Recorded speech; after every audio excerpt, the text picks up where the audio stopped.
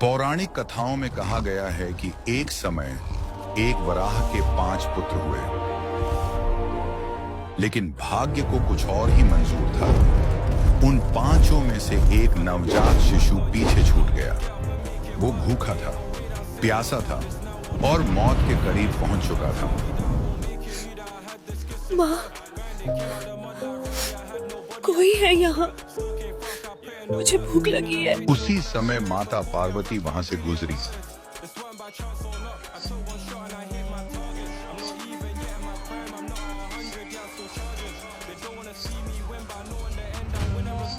उन्होंने जब उस मासूम बराह शिशु को देखा तो उनके हृदय में ममता हुआ। ये बच्चा किसका है?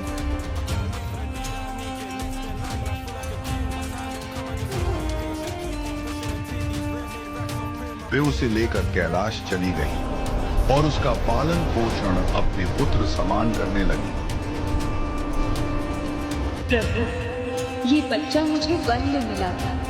मैं इसका पुत्र के भांति पालन पोषण करना चाहती हूँ। समय बीता, पर उस वराह शिशु का रूप अब भयावह बन गया था। उसके दांत बढ़ गए, शरीर विशाल हुआ और एक दिन उसकी पीड़ा ने उसे हिंसक बना दिया। मैं ये दर्द नहीं सह सकता। ये खुजली, ये जलन सब मिटा दूंगा। उसने धरती की फसलों को नष्ट करना शुरू कर दिया।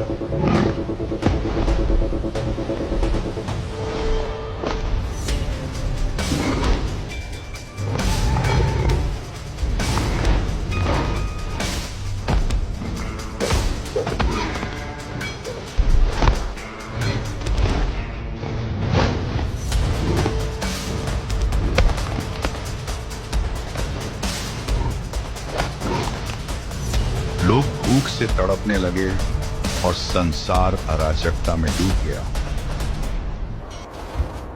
कैलाश पर सब कुछ शांत था, पर नीचे धरती पर एक बड़ा संकट जन्म ले चुका था। देवता भी असहाय थे और अब केवल महादेव ही कुछ कर सकते थे। प्रभु, क्षमा करें महादेव। क्या हुआ नंदी? वराह ने अपना संतुलन खो दिया है।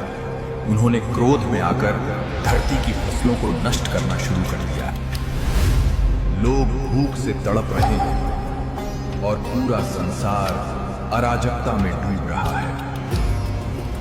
अत्याचार चाहे देव का हो या दानव का, अन्याय सहा नहीं जाएगा। यह सुनकर माता पार्वती व्याकुल हो उठी। उन्होंने महादेव से प्रार्थना की, प्रभु, ये वही बच्चा है जिसे मैंने पुत्र की तरह पाला है। इसे मत मारिए। माता की प्रार्थना सुनकर महादेव ने उसका वध तो नहीं किया, पर उसे कैलाश से निष्कासित कर दिया।